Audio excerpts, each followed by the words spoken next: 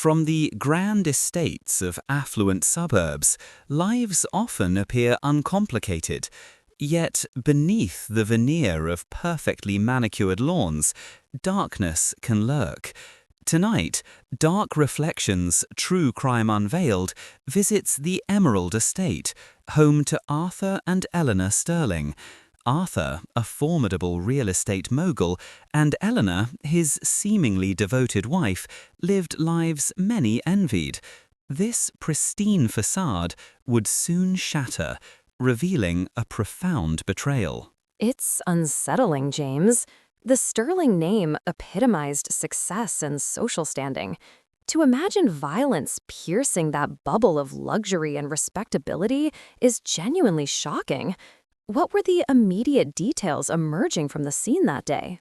Eleanor Sterling's 911 call reported a horrific home invasion. She claimed intruders shot Arthur, 62, in his lavish study during a struggle. He was found deceased, a single gunshot wound to the chest. The room appeared ransacked, a classic sign of a robbery gone wrong. A tragic but unfortunately common occurrence in wealthy neighborhoods, one might assume. The initial perception must have been that of a random, brutal act. Precisely, Chloe. However, detectives arriving at the Emerald Estate quickly noted subtle inconsistencies. While the room was indeed chaotic, suggesting a struggle, there was no forced entry. The intricate security system, state-of-the-art, showed no signs of tampering. Furthermore, only a few specific, high-value items seemed to be missing, oddly selective for a typical smash-and-grab. No forced entry? That immediately changes the narrative from a random attack to something far more intimate, far more disturbing. How did Eleanor Sterling behave during these initial hours? Her composure struck seasoned officers as unusual. While distraught, her recount of events was almost too precise, too rehearsed. There was a detachment that raised a red flag. She claimed she was in another part of the house and heard the gunshot, yet couldn't offer distinct details about the supposed intruders beyond vague descriptions. It's those small, unsettling details that often crack a case wide open, isn't it? The perfect story rarely is. The police must have quickly shifted their focus inward. Absolutely, Chloe. Investigators began to peel back the layers of the Sterling's perfect life. Arthur, though a successful businessman, was known to be intensely controlling, often demeaning Eleanor publicly and privately. For decades, Eleanor had been financially dependent, living a lavish life, but without true autonomy, her resentment simmering beneath a veneer of stoic elegance. So the perfect marriage was a carefully constructed facade, hiding years of bitterness and humiliation. It's a classic setup for betrayal, isn't it? The person closest to you becoming the most dangerous. Indeed. Detectives discovered Arthur had recently amended his will, significantly reducing Eleanor's inheritance in favor of a distant relative. This was the catalyst. It pushed Eleanor past her breaking point, transforming suppressed rage into a calculated desire for ultimate control over their vast fortune before it could be taken from her. The psychological toll must have been immense, turning a seemingly respectable woman into a plotter.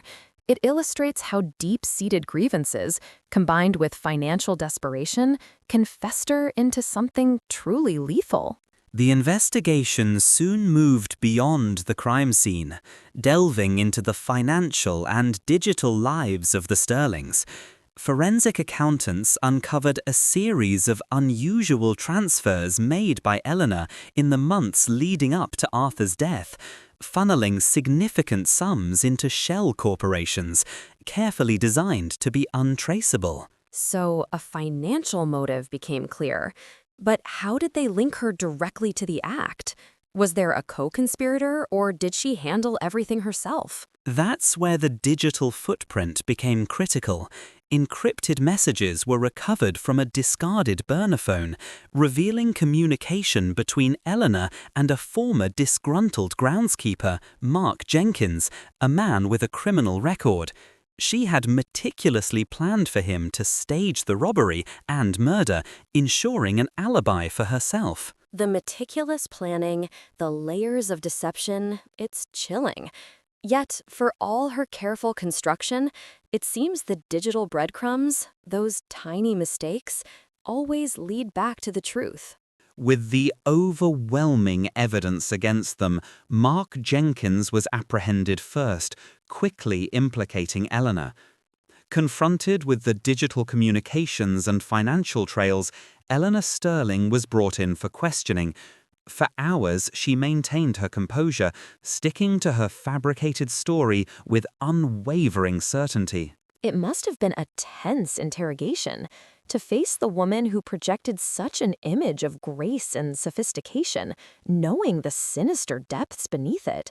How did her carefully constructed facade finally break?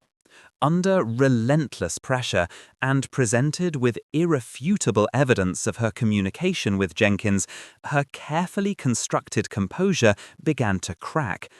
She eventually admitted to orchestrating Arthur's murder, detailing her cold, calculated plan to inherit his fortune and escape his control.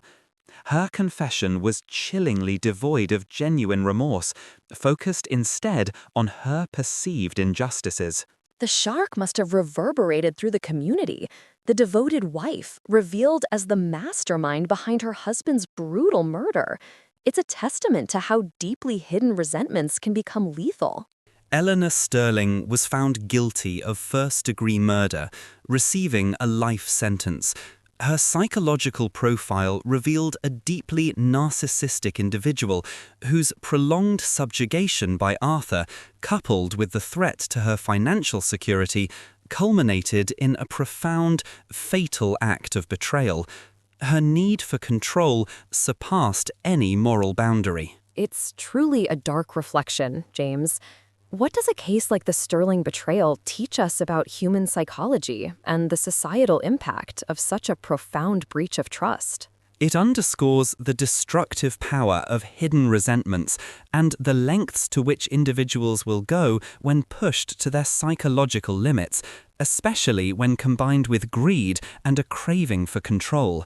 The Emerald Estate, once a symbol of opulence, became a stark reminder of the shadows that can consume even the brightest lives. And the lasting impact on Arthur's family and the community serves as a somber warning, reminding us that appearances can be profoundly deceiving.